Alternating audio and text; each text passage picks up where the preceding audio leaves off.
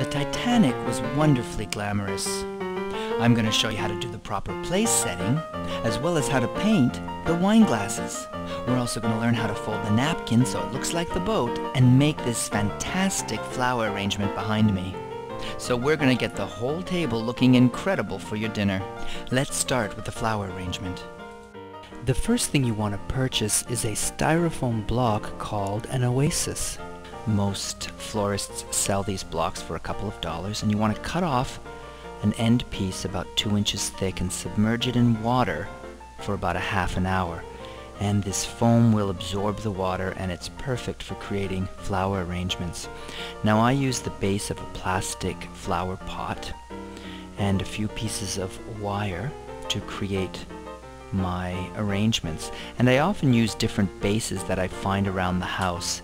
In this case I have a beautiful wire candle holder that takes a small tea candle, but I'm going to transform it into my centerpiece for my dinner. Now it's very important that whatever base you use, that you can adhere the arrangement to the top of it so it doesn't fall over, and also you want to make sure that the entire arrangement is sturdy enough not to topple over onto your guests while they're enjoying their dinner. In this case I have some wire openings that I can slide the wire in. I can then place my foam inside my base and tie the wires around securely in place. I add a little bit of water, and also on the foam, as you can see, it absorbs quickly. And then I begin using my pieces, my floral pieces. Now these are cedar branches, and it makes a beautiful arrangement, and I just cut them from my cedar bush in the front of my house when I trim it, and they're about 6 inches long each piece. Most people have cedar somewhere on their property. And what I'm doing is I'm building the arrangement a little more horizontally. So I'm sticking the pieces in around the sides of the foam, with maybe one in the top. So I get a really nice shape, and I turn the base looking for a opening that I can fill, and you can also trim the pieces if you want a smaller arrangement depending on the size of your table. My next step is to use some styrofoam balls that I've sprayed with gold glitter. You may be able to actually find them already made with glitter, and I place them on a little wire base. I take each cluster and I start placing it into my arrangement. I use about maybe 3 or 4 clusters for this, and I also use some wild grass, and I put one sprig right in the center. Again, you can find this at your florist. Any flower will work, and I love red wild roses. So you could place some wild roses in, and the arrangement is truly stunning. Let's move on to the glasses. Now what's really fun about painting glasses is you can take inexpensive glasses and create quite an effect on your table. This is a 3-step process that I'm doing to my wine glasses, and the first thing is to degrease them in your dishwasher. You want to make sure that there's no grease on them so they'll paint properly. There's 2 colors and some wonderful gold markings with little dots and detail that make the glasses really look gorgeous. And the product I use is from Pebeo.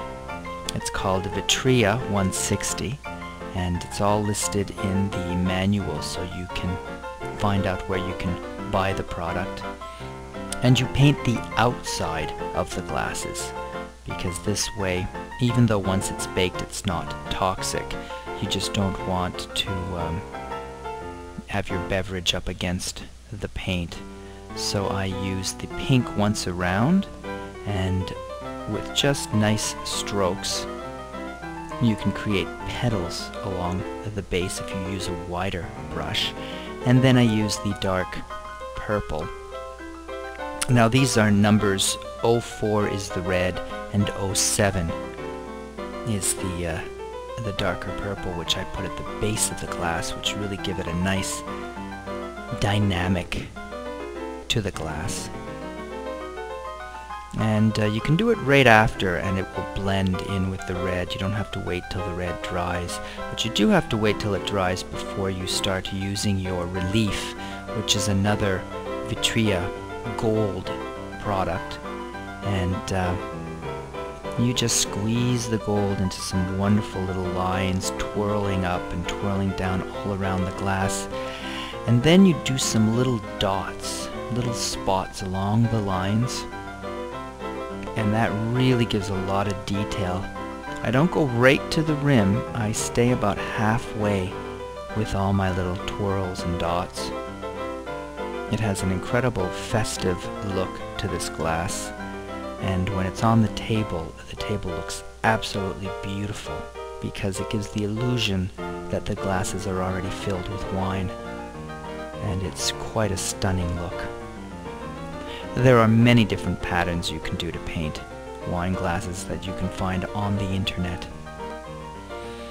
So you place the glasses on a tray. They must dry for 24 hours and then they go into a cold oven, and you can set the temperature to 325 Fahrenheit or 160 Celsius so that the glasses are in the oven as the oven warms up to this temperature.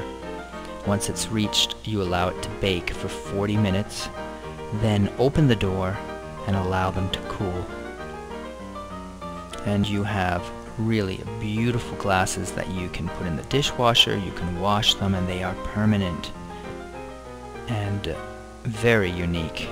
Your guests will be asking you how you created these wonderful glasses. Now let's move on to the place setting. It's pretty standard. What I do though when I'm serving a few courses, I don't put multiple knives and forks. I ask my guests to hang on to their main knife and fork and we place it on their bread dish while they're waiting for their next course. You always work from outside in, so you see I have the soup spoon and the salad fork on the outer sides and the dessert spoon or fork above and my bread plate with my lovely little boat-shaped napkin, which I'll show you how to do in a few minutes.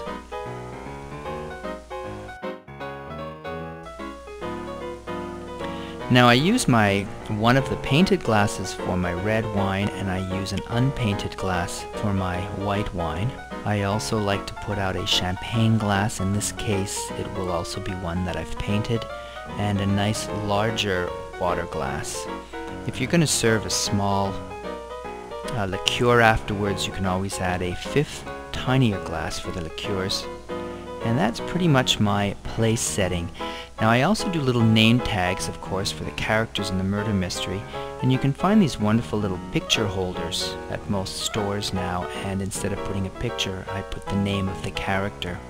Once my guests have seated, I ask them all to turn their name tags to face out, and this helps the other players to remember the names of the characters in the game.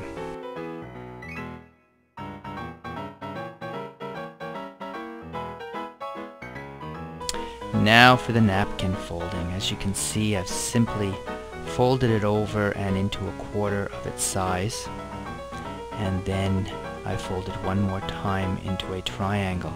Now I flip this over and make sure that the individual edges are facing up. Then you know you have the right direction.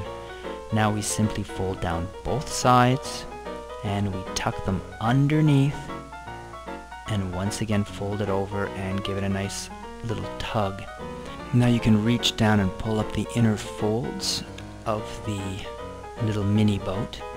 And the Titanic actually had 4 smokestacks, but only 3 were real, and the 4th was a dummy stack which was added to increase the impression of her great size. Now let's take a look at how all these elements come together to create a beautiful dining experience.